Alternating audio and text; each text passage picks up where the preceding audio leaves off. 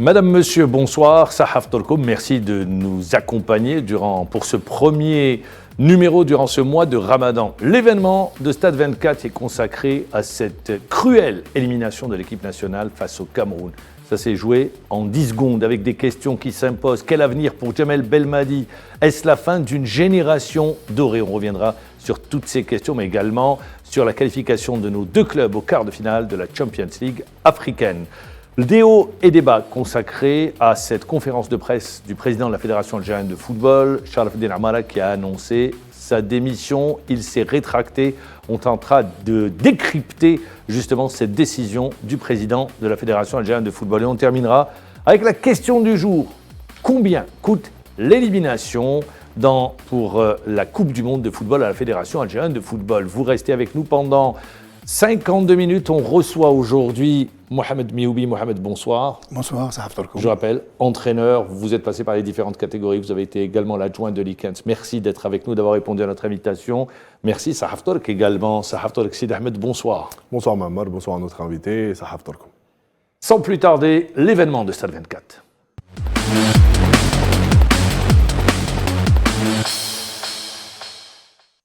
L'événement de Stade 24 consacré aujourd'hui à cette élimination cruelle, vraiment cruelle de notre équipe nationale. C'est un scénario que personne n'attendait. Dans les 10 dernières secondes, notre équipe nationale, nos joueurs n'ont pas su gérer la fin de match. Retour sur cette rencontre, signé Nouhed Belkhadem. L'Algérie n'ira pas au mondial, les larmes de Belmadi, la désillusion. 5 jours après, on est toujours KO debout. Premier commentaire, Mohamed Mihoubi, c'est la gestion des 10 dernières secondes. Qui nous coûte très cher. Peut-être qu'on pensait que c'était acquis, ça y est, c'était fini? Effectivement, on était sur un nuage, tout le monde pensait que c'était acquis, et malheureusement, c'est arrivé que le football, il ne faut jamais faire confiance. Et moi, je pense que pour tout un staff, c'était une désillusion. Et, il y a eu un malentendu, ou il y a eu quelque chose qui... Quand vous dites malentendu, c'est-à-dire, soyez précis, malentendu. Un malentendu, c'est-à-dire, moi je dirais qu'on a toujours vu Belmadi, il acceptait, il est démocrate sur son banc touche, surtout avec ses adjoints. Quand n'importe qui, quand il lui parle, il accepte ses directives et il partage ses idées. Et ce jour-là, je pense que personne n'était... conscient qu'il restait encore 20 secondes. Et je pense qu'il y a une euphorie, parce qu'on était au stade, il y a une euphorie. Au but égalisateur, tout le monde s'est levé, tout le monde était sur un nuage. Or, on le voit sur le but égalisateur. À la touche, il n'y a personne au marquage. Ouais. On ne le gêne pas sur la touche. Effectivement, c'est ça le rôle du coach. C'est ça le rôle du coaching. C'est ça le rôle d'un adjoint. Par moment, l'adjoint a le droit de secouer même son entraîneur en chef. Et c'est ce qui ne s'est pas passé aujourd'hui. Moi, je me demande que Belmadi était là, et il voyait. Est-ce qu'il voyait? Parce que peut-être qu'il y a un rideau devant lui. Et, il se voyait déjà au Qatar. Tout le monde se voyait au Qatar. Tout le monde. Et là, normalement, je dis normalement, une des personnes qui était sur le banc touche, même un joueur, pouvait faire ce rôle et remettre les gens sur place et remettre les pendules à l'heure. C'est-à-dire bousculer les gens, demander le marquage, quitte à prendre un carton rouge, partir derrière les buts, je ne sais pas. Il devait y avoir quelque chose de l'expérience. C'est une expérience. Il a manqué cette lucidité dans les 10 dernières secondes. Sid Ahmed, vous êtes défenseur, on l'a vu, personne au marquage sur la touche. Ils sont tous restés derrière. Il y a une image également qui a été décortiquée. Ben Nasser, on l'appelle pour lui dire de monter, mais c'est trop tard. La touche est déjà exécutée. Alors, il y avait Ben Nasser et il y avait Rezel. Belfodel était un peu plus loin. C'est-à-dire que sur l'analyse du match, quand on décortique les images, on voit que tout de suite, Ben Nasser se retourne. Là, il y a 2 défenseurs. Il y a Belhamri et Mandi qui lui disent d'aller sur le porteur du ballon. Au-delà de ça, moi, je pense qu'il y a une gestion des émotions qui est défaillante sur cette phase-là, sur cette phase de jeu. Comme l'a dit Mohamed Mihoubi, Djamel Belmadi, on l'a vu de par le passé, il a un tempérament tranquille, et il ne monte pas au créneau. Là, sur le match, il y avait tellement l'enjeu d'aller en Coupe du Monde qu'on a vu Djamel Belmadi courir jusqu'au poteau de corner, aller saluer Rezel qui avait botté le corner, et par la suite, les joueurs étaient encore sur un nuage. C'est-à-dire qu'il manquait un leader à ce moment-là pour dire « les gars, il reste encore du temps ». Et en football, on l'a vu, ça s'est traduit plusieurs fois par le passé. Je peux vous citer des matchs. Voilà, qui la nous France, compte en Algérie, 94. Algérie, France, 1975, Batrouni. aux Jeux méditerranéens, Batrouni, Hafia de Conakry, Mouloudia d'Alger, Manchester United, Bayern de Munich, Champions finale de la League. Champions League. Donc, Donc, des exemples. Les exemples, il y en un a tas tellement d'exemples. par le passé. Kostadinov. Oui. Avec la France, Bulgarie, Bulgarie. ils ne sont pas allés au mondial. Donc là, les exemples, ils sont nombreux. Et c'est à ce moment-là qu'il fallait qu'il y ait quelqu'un qui remobilise tout le monde et qui se dise on ne perd pas la concentration, on ne perd pas notre stratégie, notre mise en place. On reste debout, il restait 20 secondes à jouer. C'est-à-dire qu'au-delà de ça, moi je pense que sur le match même, si on devait revenir sur Jamel Belmadi, comme l'a dit tout à l'heure Mohamed Meoubi, il y a eu, à mon sens, une défaillance tactique sur la deuxième mi-temps. On l'avait dit, c'est une stratégie qui avait payé. C'est vrai que tout ce qu'a fait Jamel Belmadi, Mahamar, jusqu'à présent, il y a eu une belle épopée. Quand vous me dites au-delà, restons sur le match, on ne va pas revenir sur ce qu'on sait, les acquis, on les a. voilà. Après, je me tournerai vers vous. Vous dites défaillance tactique. Ici, à cette même place, vous m'aviez posé la question la semaine dernière, je vous ai dit il va reconduire le même système. D'accord. Il l'a reconduit. Il a été payant le système en première mi-temps. Or, attendez, mais le souci n'est pas là. Vous l'avez dit, il va reconduire le même système. C'est un système qui nous avait réussi à l'aller. Configuration différente, le stade n'était pas bon, on appréhendait un peu le stade de Japoma. Stratégie payante. On n'a pas joué à l'aller. On s'est contenté de défendre. On a eu cette occasion, on la met dedans. Au match retour, au moment où on prend ce but, Mais on se crée des occasions, c'est oui, ce que je mais veux au vous dire. moment où on se prend ce but, ça change complètement la donne. Parce que si on revoit bien les images par la suite, après avoir commenté le match, j'ai revu le match à tête reposée.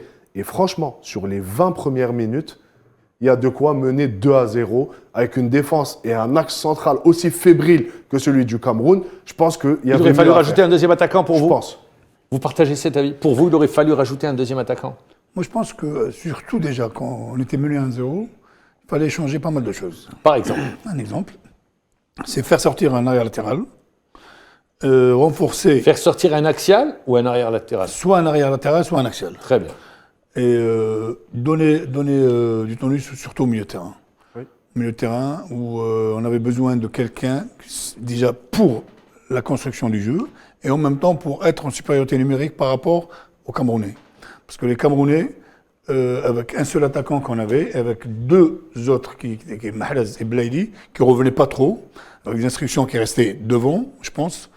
Donc ils étaient toujours en supériorité numérique avec leurs défenseurs qui, à chaque fois, ils étaient soit En surnombre. en surnombre sûr, mais soit ils laissaient partir leurs arrières latéraux et eux, ils étaient toujours derrière les milieux de terrain qui devenaient attaquants. Et là pour Benassar et Zeroré, c'était difficile, il y avait trop de joueurs. Et pour dire, Mahamar, juste pour terminer sur ce que dit Mohamed Meoubi, si on parle du milieu de terrain, on l'a vu, Song sur la deuxième mi-temps, quand on est au stade, on voit bien les lignes. On arrive à distinguer les lignes et faire la différence. Song a changé 3 fois de système lors du même match. Alors que Jamel Belmadi, en étant mené 1-0, c'est vrai qu'on marque à la 118e minute, mais il y avait de quoi faire. On a trop respecté cette équipe du Cameroun. Et Song, de son côté, a essayé de trouver les solutions. Il y a eu d'ailleurs l'entrée de Koundé qui a complètement changé la donne au milieu de terrain. Il a joué avec une sentinelle et 4 milieux devant. Nous, on est resté à chaque fois avec les 2 milieux. Même quand Zeroré est sorti, c'est Ben Debka qui l'a remplacé. Est-ce que vous ne pensez pas, peut-être que Belmadi s'est dit, je reste avec ce système, il est payant, on se crée des occasions de Il but. suffisait de marquer un seul but. Vous l'avez dit vous-même, on a eu au moins deux occasions nettes de scorer. Belaïli, j'ai jamais compris comment il peut rater le but. Il a le but au bout du pied, c'est pas possible. Il l'a marqué, je pense, dans sa tête, ce but. Est-ce que vous ne pensez pas qu'il y a eu les défaillances individuelles? Et je m'explique. Mahrez, pour moi, il est passé complètement à côté de son match. Zerouki au milieu a été complètement asphyxié. Il a alterné le bon, le moins bon. En intermittence. Par intermittence, vraiment. Et je pense également que Belaïli, à force de vouloir forcer Il a forcé le jeu. le jeu, eh bien, il s'est complètement éteint. Oui, je partage. Ça fait partie de la défaillance tactique des en général. voilà. C'est un tout. C'est-à-dire qu'aujourd'hui, si on est éliminé, c'est un tout. C'est un collectif qui n'a pas fonctionné. Et au-delà des choix de Belmadi, vous l'avez dit, un Belaïli qui rate cette occasion de but à la 20e minute ou un peu plus, il sort complètement de son match, on l'a vu par la suite. Il a sans cesse voulu se rattraper. Il a tellement voulu se racheter qu'il est rentré dans une spirale négative avec des dribbles, il portait un peu trop le ballon. Riyad Mahrez qu'on ne reconnaît plus, ce n'est plus le Riyad Mahrez de 2019. Je ne sais pas si c'est un passage à vide, s'il n'est pas à son meilleur niveau. À l'aller, je l'ai bien aimé. À l'aller, parce que c'était un rôle complètement différent. Il avait un rôle différent. Mais voilà. Sur ce match retour... Sur ce match, sur la création d'occasions et tout, il était absent. Donc, et rajouter à cela, Atal, sur le côté gauche, qui n'est pas son poste de prédilection. On l'a vu, Choupo-Moting, qui allait souvent sur ce côté. Les Camerounais ont beaucoup joué. À droite. Sur le côté d'Atal, parce qu'ils ont compris que c'était une faiblesse. Qu'il était en difficulté. Oui, voilà. Il n'y a pas que ça. Il y avait, moi, je pense que surtout la façon comment ils ont stoppé Zeloré. Parce que c'est Zeloré qui normalement devait faire le jeu, surtout pour les transmissions de ballon, vers l'avant, vers Belaïli ou vers Slimani ou vers Mahrez. Et les Camerounais, je pense qu'ils avaient beaucoup de données sur ce joueur. Ils l'ont bloqué intelligemment, mais vraiment intelligemment. À chaque fois, il y avait une supériorité numérique devant lui, que ce soit en soutien ou en appui, pour pouvoir l'empêcher de ne pas donner ces balles qui pouvaient être dangereuses dans leur dos. L'arbitrage de Gassama. Il faut bien qu'on en parle. Alors l'arbitrage de Gassama, est-ce que vous allez dans le sens, en disant Gassama, eh bien c'est lui qui est responsable de l'élimination, ou est-ce que vous dites non, sur certains, il s'est montré injuste sur certaines situations? Pour moi, il endosse la plus grosse responsabilité. Pourquoi? Parce que sur des décisions qui peuvent changer le cours d'un match. Le premier but camerounais est entaché d'une faute. Question, vous êtes défenseur. Est-ce que c'est Raïs qui lâche le ballon avant la poussette de l'attaquant sur Mandi, ou bien c'est Mandi qui emmène Raïs à lâcher le ballon? Non, alors pose la question. Déjà, oui, la question est correcte et mérite d'être posée. Mais là où je veux revenir, déjà, il y a la première erreur. C'est que Mandi se fait manger. Il est défenseur, il joue chez lui, c'est à lui de pousser l'attaquant et non l'inverse. Ça, déjà, il joue on va dire, naïveté sur cette action-là. Ensuite, pour moi, il y a 1000 fois faute sur Raïs Mboulhi. On est en train de revoir d'ailleurs. Oui, il y a 1000 fois faute sur Raïs Mboulhi. Je vais vous dire, voilà, regardez, là, il est déstabilisé. Au moment où il prend le ballon, et n'importe quel gardien, c'est de la physique, c'est pas compliqué, c'est pas sorcier. La deuxième faute de Mboulhi, c'est de vouloir capter le ballon en prise de balle. Or, il y avait une grosse densité de joueurs. Il aurait dû boxer le ballon. Mais pour moi, il y a faute. Donc, il y a cette première décision de Gassama qui change complètement la physionomie du match. On a vu, les Camerounais n'ont pas été dangereux sur les 20 premières minutes. Pas du tout. C'est un but qui vient contre le cours du jeu. Donc, ça change complètement et ça redonne confiance. Ça redonne confiance aux Camerounais et ça installe pendant un moment le doute chez notre équipe nationale. Vous partagez? Ah oui, elle a réussi vraiment son scénario. Non, sur ce but. Oui, sur ce but, ou bien même pour tout le match. Hein. Pourquoi? Qu'est-ce que vous lui reprochez? Quand vous dites pour tout le match, moi j'aime bien être précis. Pour tout le match. Elle a réussi à faire sortir l'équipe de son, environnement. Donc ce but, on l'a expliqué, on dit il y avait une charge. Alors, même si Raïs Mboulhi endosse un peu la responsabilité, un peu ou beaucoup? Un petit peu la responsabilité, parce qu'il aurait pu dégager 2 points. Pour le reste, qu'est-ce que vous lui reprochez? Par la suite, il a su gérer le match intelligemment contre les Algériens. C'est-à-dire, il a été vicieux. Par moment où il y avait Par exemple, il y avait pénalty pour Belaïli ou pas? Il y avait pénalty pour Belaïli. Mais est-ce que Belaïli également n'induit pas l'arbitre en erreur en plongeant à chaque fois? Alors, il y a une image qui est symptomatique, et je ne sais pas si vous l'avez vue, elle a fait le tour des réseaux sociaux. C'est à la sortie de la première mi-temps, Mahrez qui va parler à Belaïli et qui lui dit « J'ai parlé à Gassama, à la VAR, on l'a appelé, on lui a dit « Tu plonges beaucoup, arrête de plonger ». Alors, sur le pénalty, moi, Mohamed, j'ai revu les 2 actions du pénalty et pour moi, il n'y a pas faute. Faye, sur le premier, touche le ballon d'abord et le sort en corner. Et par la suite, c'est son pied qui touche Belaïli qui tombe. Sur le deuxième, il y a clairement simulation de Belaïli. Donc cette image, elle est un peu symptomatique de Belaïli qui va à chaque fois provoquer le pénalty. Là où moi, je trouve que c'est une décision injuste, c'est sur le but d'Islam Slimani. Alors, qu'est-ce que vous dites sur le but de Slimani? Non, sur le but d'Islam Slimani, il est valable. Il y avait un duel aérien où déjà... Parce que même pour sauter, je vois mal comment on peut sauter. Il ne peut pas sauter en se bloquant les mains comme ça, c'est pas possible. C'est un geste naturel. C'est naturel, c'est ça. En plus, il a tapé le ballon avec la tête, même si le ballon est revenu sur la main. Non, même pas sur la main.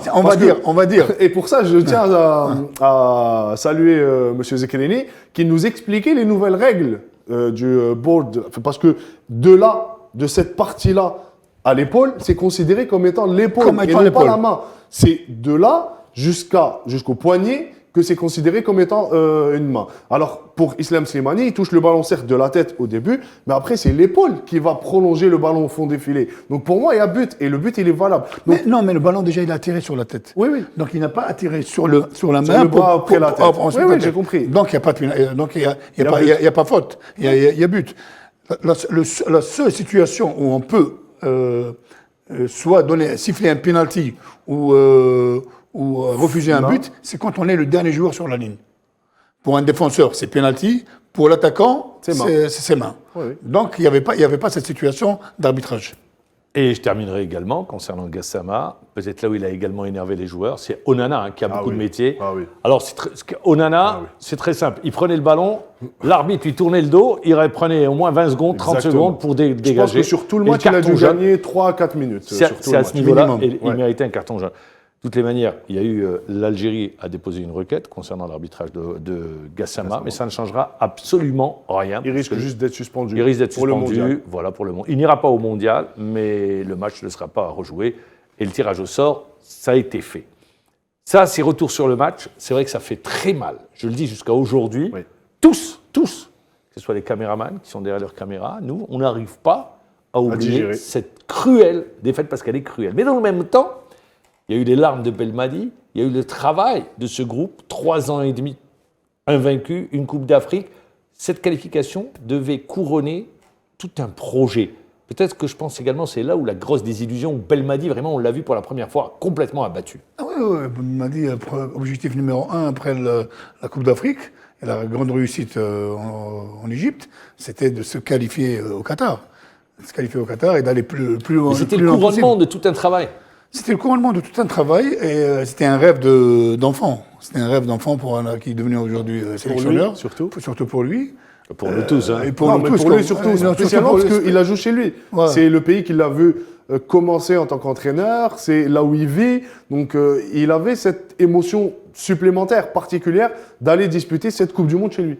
Donc malheureusement, ça ne s'est pas réalisé, malheureusement pour tout le monde. Et aujourd'hui, je dirais une chose, que le football est fait ainsi, il est cruel, et qu'il ne faut rien laisser au hasard, surtout les dernières secondes. Vous dites également? Oui, moi je dis simplement, je pense qu'au-delà de ça, c'est vrai qu'il l'a dit en conférence de presse, souvent on a tendance à mettre ça sur le dos, comme l'ont été les Belges, souvenez-vous, avec l'équipe de France, qui ont dit ce n'est pas la meilleure équipe qui s'est qualifiée. Moi je rejoins clairement Belmadi sur ce qu'il a dit, la meilleure équipe n'est pas au Qatar aujourd'hui.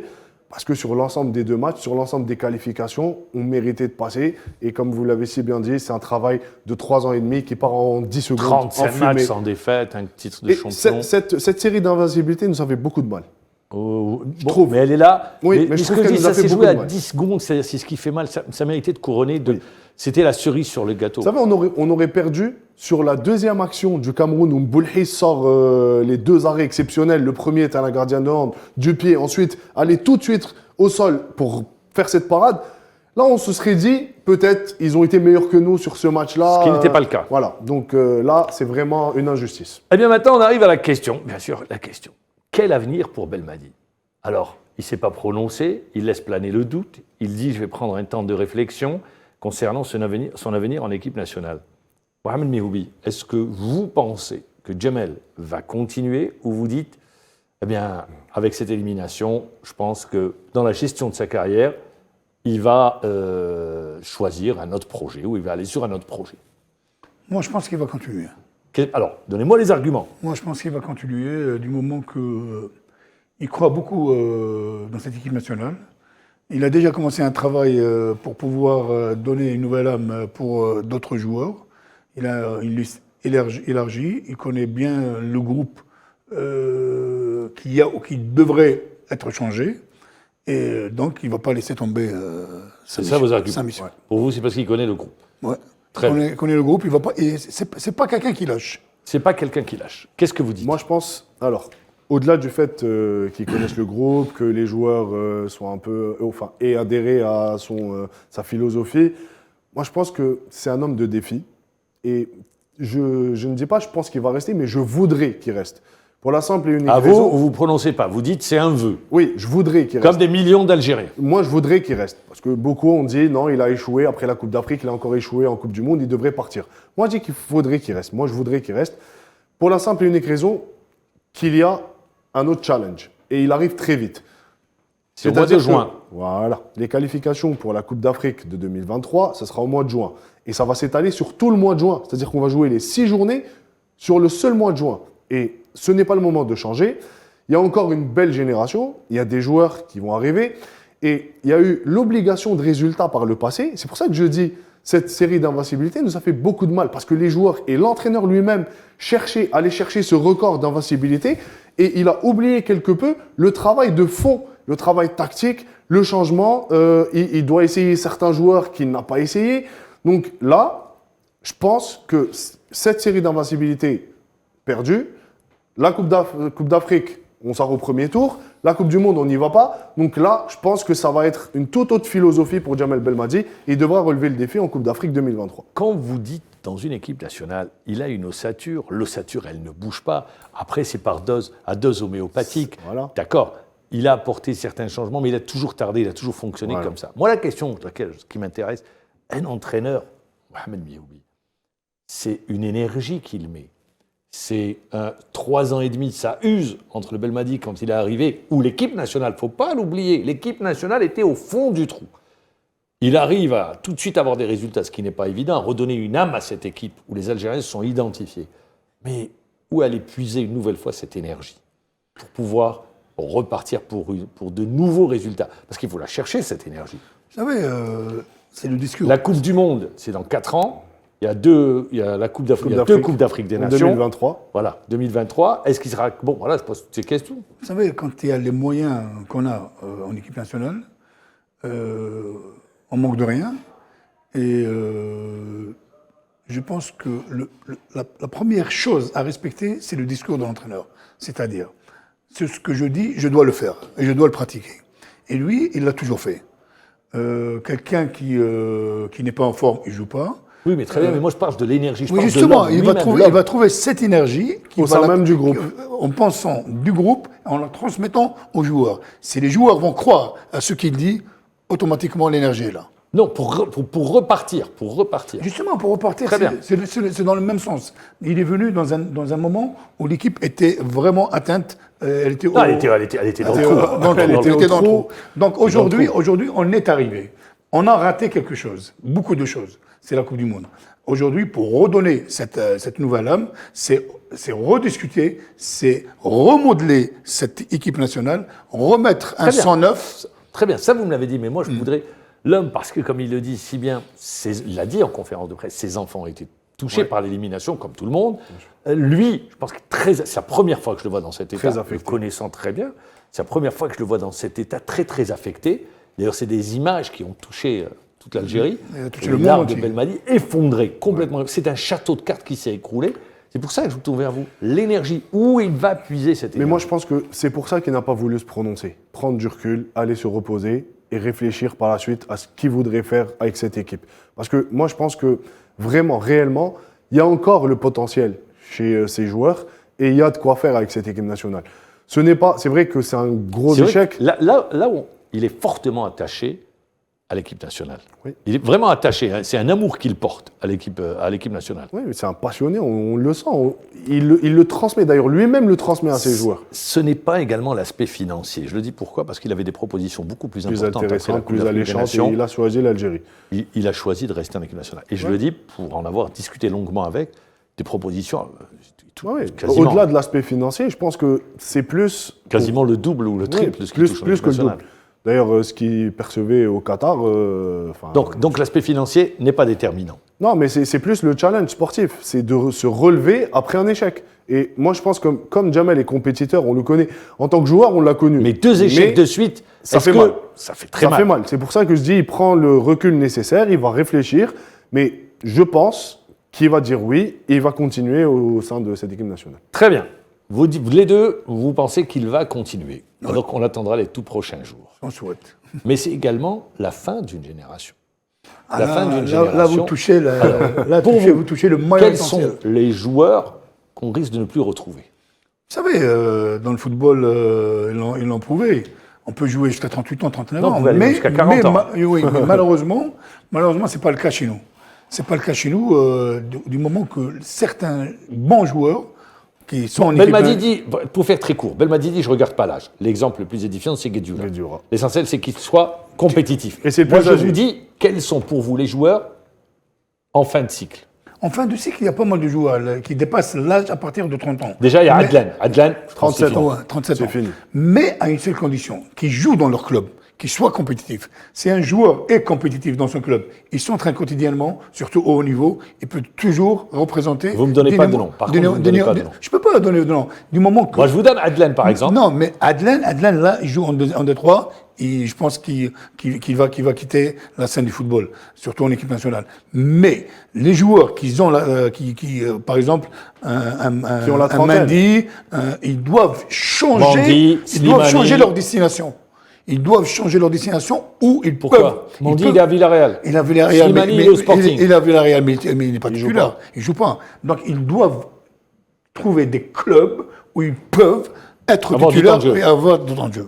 Pour vous, alors, quels sont les Bon, joueurs moi, je pense que susceptibles? déjà, sur une échéance qui approche Il y a- très vite, c'est dans un an. c'est dans un an. Dans Il y a un la an, ça Coupe devrait pas d'Afrique, poser de problème. Ça pose pas de problème. Moi, je me projette Mais sur on la parle prochaine Coupe du 2026. Voilà, on parle de 2026. On a des joueurs comme Guedioura, Slimani, Ferroli, Brahimi, Badran, qui sont à la trentaine. Mendy. Aussi. Il y a aussi Mboulhi. Donc, il va falloir penser à ce poste de gardien de but. Mboulhi qui est là depuis 12 ans, je pense. Donc là, il va y avoir du renouveau. Et ce renouveau, il existe au sein de l'équipe nationale. Il y a des joueurs sur lesquels on peut s'appuyer, qui sont encore tout jeunes. Il y a, on l'a vu, l'entrée de Touba, qui a fait beaucoup de bien. Il a démontré ce qu'il pouvait faire. Il y a Ben Nassar, qui est encore tout jeune. D'ici à 2026, il aura 27, 28 Vous ans. avez Attal, vous Donc avez il y a Bigaoui, Attal, il y a vous Ben avez- Sebaini, Oui. il y a Zerroqi, il y a Ben Rahma. Il y a encore des joueurs qui sont capables de donner à cette équipe nationale. Ça sera certes la fin d'une génération dorée qui aura gagné cette Coupe d'Afrique des Nations, qui aura hissé l'Algérie au sommet, au toit de l'Afrique. Mais là, pour 2026, ça me semble un peu juste et très juste. Comme Mboulhi, Guedioura, Slimani. Mahrez. Slimani, il aura 39 ans. 38 ans.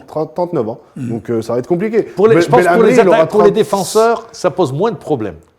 Oui. Ah, Maldini a bien Oui, joué jusqu'à oui, 40 oui, ans. mais après, tout dépend Très de bien. l'hygiène de vie, tout Oui, dépend du voilà. rendement. Donc, il y a beaucoup de... Vous savez, 2026, c'est très loin. très loin. On peut pas se On ne projeter. sait même pas si on sera là. Exactement. Donc, mais au vu de ce qu'a fait cette génération, moi, je pense que c'est des joueurs comme Ferroli aussi. Ferroli, d'ici à 2026, il aura C'est fini. 38 ans. Ouais. Donc, un peu plus... Non, il y 37 ans. a des joueurs, Donc, il y a des joueurs, ça sera terminé. voilà. Farrouli, je Adlan, pense qu'ils seront plus là. Slimani, ils seront Là, plus il va falloir puiser encore une fois et aller chercher des pépites. Il y a des joueurs qui étaient en sélection. Je pense à Adem Zorgan, qui n'a pas été appelé pour cette double confrontation, qui pourrait faire son retour. Il y a aussi Amora, qui pourrait revenir. Il y a des joueurs qui Il y a peuvent... Zorgan, hein. Voilà, Voilà. je l'ai dit. Voilà, vous l'avez dit. Zorgan. Donc il y a Amora, il y a des joueurs qui peuvent... Il y a les joueurs du Paradou qui sont en train de, aujourd'hui, s'imposer dans le championnat national en attendant de pouvoir trouver peut-être un contrat à l'étranger. Mais je pense qu'il reste... il reste une belle génération de joueurs avec laquelle Belmadi pourrait faire de belles choses. De toutes les manières, à toutes ces questions, on aura les réponses dans les prochains jours. Tout d'abord, la toute première, est-ce que Belmadi va continuer ou pas? Pour le moment, la volonté de tous les supporters du 11 national, ou une large majorité, je ne vais pas me prononcer à la place de tout le monde, mais on l'a vu à travers les réseaux sociaux, à travers tous ceux qui parlent football voudraient, les décideurs également voudraient qu'il reste à la Fédération algérienne de football, voudrait qu'il reste à la tête de l'équipe nationale. Maintenant, concernant les choix, je pense qu'il n'y aura pas trop de bouleversements d'ici le mois de juin. Sharaf Den Amara l'a dit, non, Mamar? Oui, Il a dit, je vais parler. il y a Sharaf Den, il y a Maouche, tout le monde il y aura des contacts. Il y a même des émissaires qui ont joint ou qui sont entretenus ou qui vont s'entretenir avec l'entraîneur national qui a préféré prendre du recul, présenter son bilan ou ses bilans. Et à partir de là, il se prononcera sur son avenir. On va rester sur le continent cette fois-ci pour parler de nos clubs. Deux de nos clubs en l'occurrence, le Shabab Riadi de Belouizdad et l'Entente de Sétif qui se qualifient pour les quarts de finale. Retour sur cette dernière journée. Beau parcours pour la JS Saoura qui peut avoir des regrets puisqu'ils avaient été battus par Orlando Pirates au stade du Saint-Juillet 2-0, ce qui leur coûte la qualification pour les quarts de finale. Le CRB et l'Entente, donc demain, le tirage au sort, ils connaîtront leur adversaire. L'Entente de Sétif affrontera soit l'Espérance, soit Mamelodi Sundowns, ou bien le Wydad de Casablanca. Le CRB aura comme adversaire, comme potentiel adversaire, soit le Raja de Casablanca, le Wydad de Casablanca ou l'Espérance ou Non, Mamelodi Sundowns. le Mamelodi Sundowns. Voilà les possibilités qui s'offrent à nos deux clubs. Alors, on l'a vu, le CRB, je pense qu'il fait son meilleur match, même s'ils ont été battus, première défaite en Champions League, mais pour moi, sur le rendu, sur le contenu du match, c'est leur plus beau match, c'est leur match référence, malgré la défaite. Oui, c'est un match référence, ils ont fait une très belle partie, si ce n'était pas une erreur de défense. Moi, je pense que le CRB voyage bien, pratique un très beau football, surtout en Afrique. C'est la meilleure équipe qui joue aujourd'hui, qui représente dignement le football algérien. Un entraîneur qui est en train de prouver pas mal de choses, surtout sur le plan tactique, sur le plan de gestion de son groupe. Et là, il y a chaque fois où on sent déjà des changements au milieu de terrain, des joueurs les plus en forme qui jouent. Il n'y a pas de différence entre joueurs. Et ça représente un grand entraîneur. L'entente de Sétif? L'entente de Sétif, malheureusement, il traverse une période très délicate, surtout dans... Il se qualifie. Il se Est-ce que qualifie, vous pensez que l'équipe peut aller loin? Ce que je leur souhaite, mais... Parce qu'ils ont une histoire, ils ont déjà gagné en 2014, c'était le 1er novembre 2014. Oui, ce qu'on leur souhaite, parce que Sétif a toujours été présente dans le continent. Mais ce n'est pas de la même façon que le CRB, qu'ils n'ont pas de problème, qu'ils ont une bonne gestion de groupe, ils n'ont pas de problème financier, et il n'y a pas de problème de staff technique. Sid Ahmed, alors je ne vais pas revenir sur les deux matchs, on connaît les potentiels adversaires de nos deux représentants. Est-ce que vous pensez qu'une des deux équipes peut aller en demi? Le CRB, il y a un plafond de verre. Ils n'ont jamais pu passer ce plafond de verre des quarts de finale, qu'ils ont atteint pour la première fois de leur histoire l'année dernière, et qu'ils réussissent cette fois-ci. C'est le premier club algérien à atteindre 2 fois de suite les quarts de finale. L'Entente, ils ont une histoire en Coupe d'Afrique qu'ils ont déjà gagnée par 2 fois.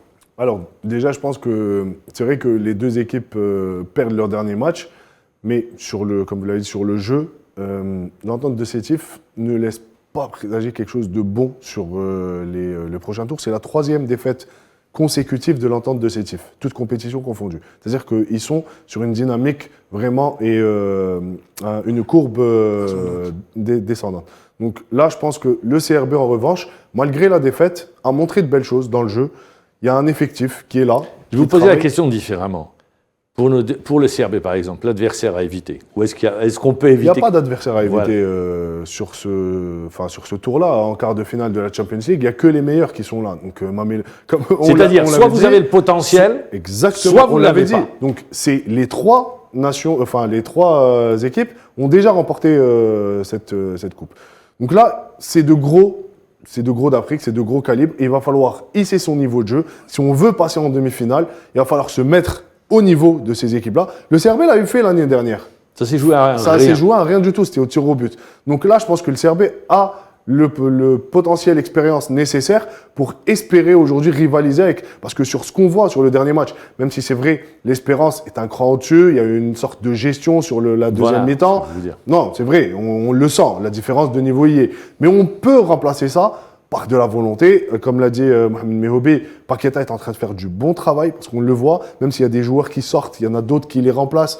Il y a un effectif qui est là et qui représente dignement l'Algérie sur le continent. Et il y a aussi un aspect important. Cet aspect-là, je voudrais y revenir, Mamadou Bor. Aujourd'hui, moi, pour avoir vu le match de l'Entente de Sétif face au Raja, je peux vous dire que le public a joué un grand rôle. Il y avait combien? 50 000 à peu près. Ils ne se sont pas arrêtés de chanter, des chants incessants. Ça a mis la pression sur les joueurs de l'Entente de Sétif. Moi, aujourd'hui, je voudrais sur les que matchs de Coupe d'Afrique, les responsables, ceux qui sont là à prendre les décisions, devraient autoriser le CRB et l'Entente de Sétif de jouer avec et en présence du public avec un stade parce du que 5 juillet. L'équipe nationale, les supporters étaient présents. Étaient présents. Donc, il y avait un écran géant, il y a eu pratiquement 60 000 personnes. Donc je pense que ça pourrait aider les clubs algériens, que ce soit l'Entente de Sétif ou le CRB, d'ouvrir les portes du 5 juillet et de laisser le public assister à ce match et d'encourager les deux représentants algériens. C'est un souhait. Partagez, vous dites? Ah ouais, je partage. Un match de football de ce haut niveau, surtout à ce stade-là, s'il n'y a pas de supporters, c'est quelque chose qui manque, une grande chose qui manque. Ça serait superbe d'avoir nos... De toute façon, le tirage au sort, on sera fixé sur les adversaires ce mardi, c'est à 14h. Et quoi qu'il arrive, les deux clubs algériens joueront leur match retour à l'extérieur. À l'extérieur, c'est à 14h. D'où l'importance du match aller et de la présence du public. 14h, le tirage au sort ce mardi. l'Entente et le CRB vont connaître leur adversaire pour le compte des quarts de finale. On va passer à notre rubrique des hauts et des bas.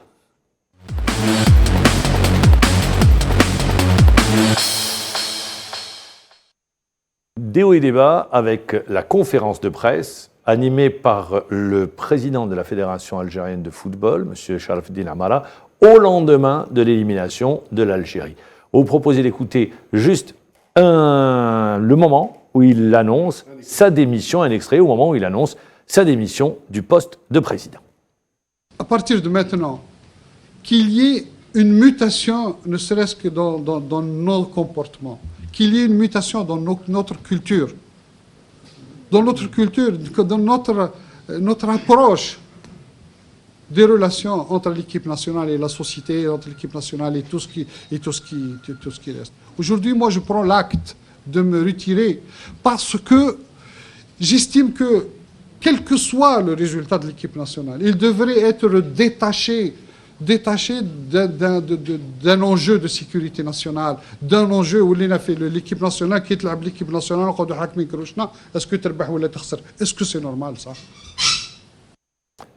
Mais voilà, ça c'était au lendemain de l'élimination, qu'il a très mal vécu, comme tout le monde. Et puis il y a eu également l'annonce qui a été faite il y a tout juste 24 heures, de dire, parce qu'il avait présenté sa démission au bureau fédéral, de dire non, finalement je reste et je présenterai ma démission à l'Assemblée générale. Alors question, est-ce que le président Sharafdine Amara a eu raison de démissionner?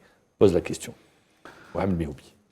Bon, s'il a eu raison, je ne sais pas, mais il y a une question d'une autre façon, c'est-à-dire c'est le premier responsable algérien qu'il a assumé après un échec. Il a démissionné. Oui, pourquoi il ne s'appelle pas Mahrez, il ne s'appelle pas... C'est vrai, non, je parle d'un gestionnaire. Mais la gestion, c'est la première fois qu'on voit un gestionnaire algérien dans n'importe quel domaine, qu'il y a eu faillite ou il y a eu quelque chose dans son domaine, et il a eu le courage de démissionner. Malgré que ce n'est pas lui qui a joué sur terrain. Je suis désolé, l'Italie... Oui. Ils ont été éliminés, il n'a pas démissionné, le président de la Fédération italienne. Non, mais pourquoi aller vers l'Italie? On reste ici, en Algérie. 2006. Il y a eu 2018. des échecs, nous ne sommes pas... Moi, je pense que c'est vrai que cette disqualification nous fait très mal. C'est sûr. Nous fait mal. Mais il faudrait qu'on revienne à la réalité aussi. Nous ne sommes pas un pays qui participe à chaque édition de la Coupe du Monde. On a 4 participations. C'est tout simple. 4 participations depuis 1930. Donc aujourd'hui, certes, il y a eu un échec. Il faut compter depuis l'indépendance d'Algérie. Voilà. Donc non, mais je parle depuis Ouais, la première édition. Oui, mais pour prendre toutes les éditions. Mais aujourd'hui, certains disaient que la façon dont on a été éliminé a fait beaucoup de mal. Mais au-delà de ça, moi je pense que Sharafdine Amara a démissionné et voulait, par cette démission, prendre dans son sillage tout le bureau fédéral. C'est-à-dire que c'est un tout, c'est un collectif, c'est un échec global. Et c'est tout de suite rendu compte, par la suite, de la désolidarisation de certains membres du bureau, de ce même bureau. Les membres du bureau, ils disent, mais nous, on n'a rien à voir. Moi, j'ai discuté avec des membres du bureau, ils disent, mais on n'a rien à voir, on n'a pas joué. L'équipe nationale, ils ont toutes les conditions, on s'appelle pas, c'est pas nous, on n'est pas entraîneur, on n'est pas joueur. Après, c'est à eux de faire le boulot, à eux de faire le taf. Bon, c'est pas passé, ils le regrettent tous. Mais dans le même temps, est-ce que vous ne pensez pas que le président s'est précipité en annonçant sa démission? Se précipiter. Peut-être, je dis sous le choc, parce que également, ce qu'il a vécu sur les réseaux sociaux, c'est terrible. Il faut vraiment avoir une carapace très forte. Et il y a eu même la divulgation de son numéro de téléphone. Ce que j'allais dire, j'y arrive. Ouais, voilà. Donc c'est. Il y a eu ça, en même temps, mais en même temps, il ne faut pas oublier une chose que aujourd'hui, est-ce que c'était une occasion pour lui de laisser tomber cette mission qu'il en a marre aujourd'hui, et surtout de ce qu'on a entendu à droite et à gauche, qu'il y a une coupure entre lui et le sélectionneur. Oui, mais ça, c'est pas vrai. Ça, c'est des racontards. Non, mais ce qu'on a entendu. Non, mais moi, je vais vous dire, Mohamed Mehoubi, à force de, je le dis pour tous ceux, de colporter les rumeurs, c'est pas vrai. Il y a pour les avoir vus discuter. Après, les mensonges, ça peut aller. Ça fait bien parce qu'on fait le buzz. Donc aujourd'hui, mais même les mensonges, des fois, poussent une personne à être saturée. Alors non seulement c'est dire, plus l'élimination, et lui, il a tout mis, que ce soit son savoir, ou sa bonne gestion, ou sa mauvaise gestion, pour cette équipe nationale. Il leur a tout donné, tous les moyens qu'il y a. Il a jamais. Oui, mais ça, c'est l'État. L'État, Ouais, c'est ça, dans les moyens. c'est Ça, c'est exactement. l'État. Mais moi, je pense qu'au-delà de ça, il y a eu un acharnement médiatique Voilà. sur Sharaf Denamara. Parce qu'on le voit, par le passé, on l'a dit, ici même, chez nous, en Algérie, il y a eu des présidents qui ne se sont pas qualifiés en Coupe du Monde. Je peux vous en mais citer, hein. ça n'a pas fait tout ce bruit. Il y a eu un acharnement médiatique, je ne sais pas pourquoi, donc je ne saurais dire pourquoi. Mais moi, je pense qu'il y a des tractations en interne qui font aujourd'hui que certains ont voulu changer la mission à l'ordre du jour. Et peut-être, je ne sais pas, il a senti, Sharaf Denamara, pour s'être quelque peu, on va dire, parce qu'il avait annoncé sa démission d'une façon officielle, mais il a tout de suite compris que c'était anti-réglementaire, qu'il devait présenter son mandat à l'Assemblée que et non il pas a un mandat devant de le Bureau l'Assemblée fédéral. générale. Voilà, donc là, tout de suite, il a compris et peut-être qu'il va revenir sur sa décision. L'acharnement, vous avez raison. Il y a eu un acharnement. Ouais, ouais. Il y a eu un acharnement sur Non, les un réseaux acharnement sociaux. fatal, un acharnement qui l'ont poussé à prendre une décision fatale. Moi, je dirais que. C'est vrai que tout a été inventé. Hein. Exactement. On a tout inventé. Ils ne parlent pas aux sélectionneurs, ils ne se parlent pas, ils ne se discutent pas. Alors que c'est Non, pas mais vrai. au-delà de ça, est-ce que vous avez déjà vu par le passé un président de fédération qui ne s'est pas qualifié en Coupe du Monde, voir son numéro de téléphone balancé sur les réseaux sociaux, recevoir des messages indignes? Non. Donc à partir de là, je pense que la pression était trop grande. Donc voilà où on en est aujourd'hui concernant l'annonce faite par le président. Il a décidé d'aller à l'Assemblée générale et d'ailleurs, elle devrait avoir lieu d'ici une vingtaine de jours, au plus 3 semaines. On va terminer l'émission avec la question du jour. Combien coûte l'élimination ? Voilà, le jingle est parti trop vite pour moi. Combien coûte l'élimination à la Coupe du Monde de football ? Combien ça coûte cette élimination ? Est-ce que vous avez une idée, moi ? Du tout, mais je sais que ça coûte. Ça coûte sur pas mal de plans, plan financier, plan développement, plan respect. Économique surtout. Économique. Ouais, ça aurait fait beaucoup de bien Vous à avez l'équipe une idée nationale. Oui, j'ai les chiffres aussi. Donc, pour vous dire, hein, c'est un manque à gagner énorme pour notre À peu fédération. près dans les 7-8 millions de dollars ? 13 millions de dollars. 13 millions de dollars. Ouais, c'est 13 millions de dollars. Et pour les clubs qui atteindront les huitièmes de finale... Pour les comme- nations, plutôt. Pardon, pour les nations, excusez-moi. Donc, moi, je dis, est-ce que Sharaf Denamara est le seul responsable de cet échec? Non. On s'acharne sur Sharaf Denamara. Il y a un tout. C'est un staff, c'est une fédération. On l'a vu, les erreurs par le passé au sein même de cette fédération. C'est toute une équipe qui travaille. Mais Moi, au-delà de ça, je me souviens d'un journaliste dont le nom m'échappe, qui en 2006 disait, après l'élimination de l'Algérie de la Coupe du Monde, pourquoi est-ce que certains voulaient la démission du président? Pourquoi est-ce que le président doit démissionner? Il avait raison. Et aujourd'hui, il dit non, le président doit démissionner. Bon, il faut être constant sur ses faut idées. maintenir la même position. Il avait raison à l'époque et qu'aujourd'hui, je ne vois pas pourquoi est-ce que la donne change. On gagne ensemble, on perd ensemble. Ça devrait être cela, une fédération, Tout à fait. le monde du football. et là, pour revenir à votre question du jour, sur les 2 échecs, Coupe d'Afrique, non-qualification à la Coupe du Monde, on prend cher. C'est-à-dire que sur un manque à gagner, c'est énorme pour la fédération algérienne et la fédération aurait pu respirer avec cet argent-là et faire de belles choses, notamment dans vraiment En matière de développement. Voilà, les fondations même de la fédération algérienne de football.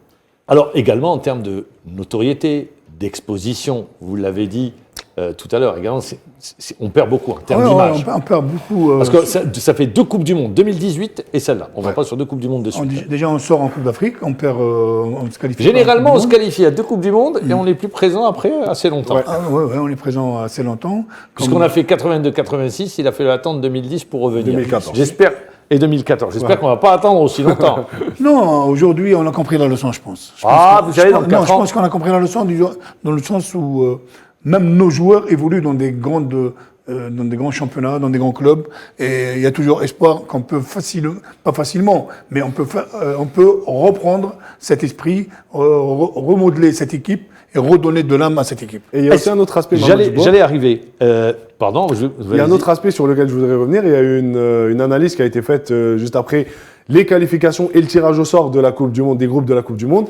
Est-ce que, si on peut dire ça comme ça, une éligibilité par rapport au continent? C'est-à-dire que aujourd'hui, l'Algérie, sur la phase de groupe, perd un seul match et n'est pas présente en Coupe Ça, du c'est un Monde. débat qui a eu lieu. L'Italie perd un seul match et n'est pas présente en Coupe du Monde. Et par contre, dans le continent Am Sud, il y a l'Équateur et l'Uruguay qui se permettent de perdre 6 matchs parce que c'est un système de compétition complètement différent et qui voit ces nations-là Il aller n'y en a pas Coupe du Monde. d'uniformité sur les Voilà. différents continents concernant le système qui est mis en Exactement. place. Mais à pour aller en partir Coupe de du Monde. 2026, ça va changer. Justement, prochaine Coupe du Monde, en principe, on passe à un nombre d'équipes beaucoup plus important. 9,5. L'Afrique aura 9,5, là on aura plus de chance. Clairement. Et là, si on passe pas, c'est que vraiment, on aurait été mauvais. On est maudit. Oui, on aurait été mauvais. Surtout, on ne trouvera plus d'excuses. Mais à 9, je pense que ça devrait le faire.